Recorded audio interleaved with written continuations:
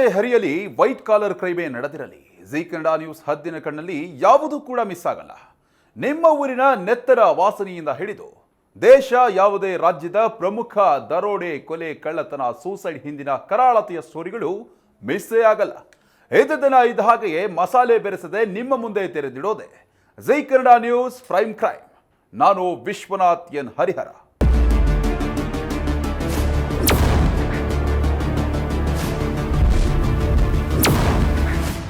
ಆತ ಪೊಲೀಸ್ ಸಿಬ್ಬಂದಿ. ದೂರು ಕೊಟ್ಟಿದ್ದ ಮಹಿಳೆ ಜೊತೆ ಸಲುಗೆ ಬೆಳೆಸಿದ್ದ ಆತ ಮಾಡಿದ್ದು ಮಾತ್ರ ಮಣ್ಣು ತಿನ್ನೋ ಕೆಲಸ.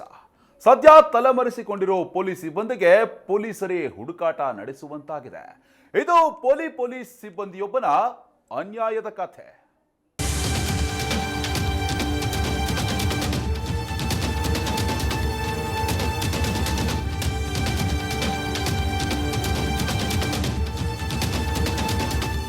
ಪೊಲೀಸರು ಅಂದ್ರೆ ಸಾಕು, ಜನರಿಗೆ ಅದೇನೋ ಭಯ, ಭಕ್ತಿ.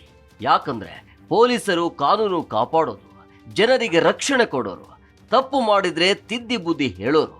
ಆದ್ರೆ ಇತ್ತೀಚೆಗೆ ಪೊಲೀಸರ ಮೇಲೆ ಇದ್ದ ಗೌರವ ಕಡಿಮೆ ಆಗ್ತಿದೆ. ಯಾಕಂದ್ರೆ ಪೊಲೀಸರೇ ಅನ್ಯಾಯದ ಹಾದಿಯಲ್ಲಿ ಹೆಜ್ಜೆ ಹಾಕ್ತಿದ್ದಾರೆ. ಇದು ಬೇಲಿಯೇ ಎದ್ದು ಹೊಲ ಮೇಯ್ತಿರೋ ಕತೆ.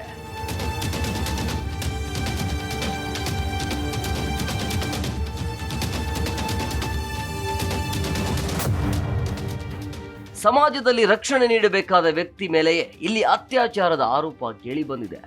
ಈತ ಸಮಾಜದಲ್ಲಿ ಶಾಂತಿ ಸೌಹಾರ್ದತೆ ಕಾಪಾಡಬೇಕಿದ್ದ ವ್ಯಕ್ತಿ. ನೊಂದ ಮಹಿಳೆಯೊಬ್ಬರು ರಕ್ಷಣೆ ಕೊಡುವಂತೆ ಕರೆ ಮಾಡಿದ್ರೆ ಆಕೆಯನ್ನೇ ಪುಸಲಾಯಿಸಿ ಅವಳಿಂದ ಹಣವನ್ನ ಪೀಕಿದಲ್ಲದೆ ಅತ್ಯಾಚಾರ ನಡೆಸಿದ್ದಾನಂತೆ. ನೊಂದ ಮಹಿಳೆ ಇದೀಗ ಹಿರಿಯ ಪೊಲೀಸ್ ಅಧಿಕಾರಿಗಳಿಗೆ ದೂರು ನೀಡಿದ್ದಾಳೆ. ಈತ ಪ್ರಕರಣ ದಾಖಲಾಗ್ತಾ ಇದ್ದಂಗೆ ಪೊಲೀಸಪ್ಪ ಎಸ್ಕೇಪ್ ಆಗಿದ್ದಾನೆ.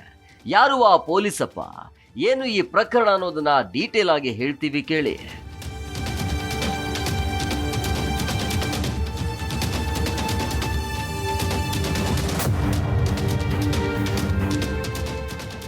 ಈ ಫೋಟೋದಲ್ಲಿರುವ ಈತನೇ ನಾವೀಗ ಹೇಳೋಕೆ ಹೊರಟಿರುವ ವ್ಯಕ್ತಿ.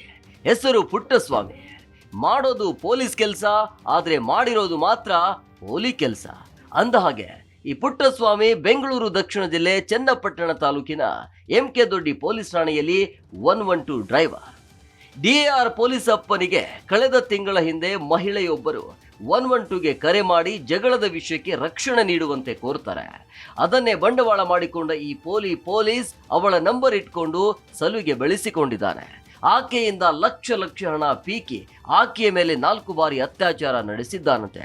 ಹೀಗಂತ ನೊಂದ ಮಹಿಳೆ ದೂರು ನೀಡಿದ್ದಾರೆ.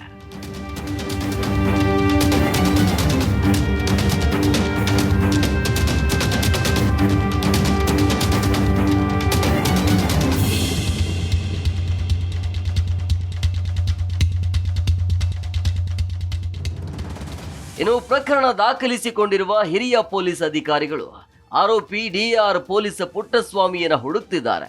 ಆರೋಪಿ ಫೋನ್ ಸ್ವಿಚ್ ಆಫ್ ಮಾಡಿಕೊಂಡು ಎಸ್ಕೇಪ್ ಆಗಿದ್ದಾನೆ. ಈ ಕುರಿತಂತೆ ರಾಮನಗರ ಜಿಲ್ಲಾ ಪೊಲೀಸ್ ವರಿಷ್ಠಾಧಿಕಾರಿ ಶ್ರೀನಿವಾಸ್ ಗೌಡ ಸ್ಪಷ್ಟನೆ ನೀಡಿದ್ದಾರೆ.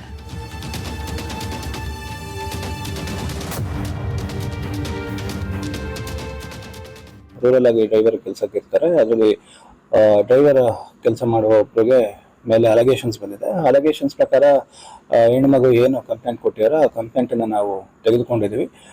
ಅವರ ಮಧ್ಯೆ ದುಡ್ಡು ಕಾಸಿನ ವ್ಯವಹಾರ ಇರುತ್ತೆ. ಅದ್ರ ಬಗ್ಗೆ ಅವರು ಕೇಳಿದಾಗ ಇವರು ವಾಪಸ್ ದುಡ್ಡು ಕೊಟ್ಟಿಲ್ಲ. ಅದಾದ ನಂತರದಲ್ಲಿ ಅವರು ಈ ಒಂದು ಕಂಪ್ಲೇಂಟನ್ನು ಕೊಟ್ಟಿದ್ದಾರೆ. ಆ ಕಂಪ್ಲೇಂಟನ್ನು ಅವರು ಯಾವ ರೀತಿ ಕೊಟ್ಟಿದ್ದಾರೋ ಅದೇ ರೀತಿ ನಾವು ದಾಖಲೆ ಮಾಡಿ ಅದು DCRಗೆ ಟ್ರಾನ್ಸ್ಫರ್ ಕೊಟ್ಟಿದ್ದೀವಿ.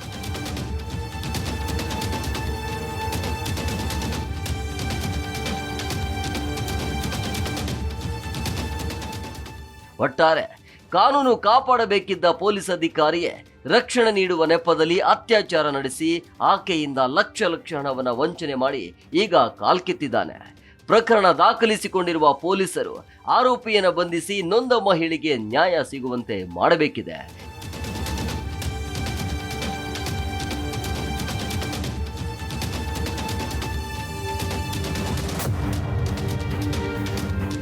ಅರ್ಕೇಶ್, ಜೀ ಕನ್ನಡ ನ್ಯೂಸ್, ಬೆಂಗಳೂರು.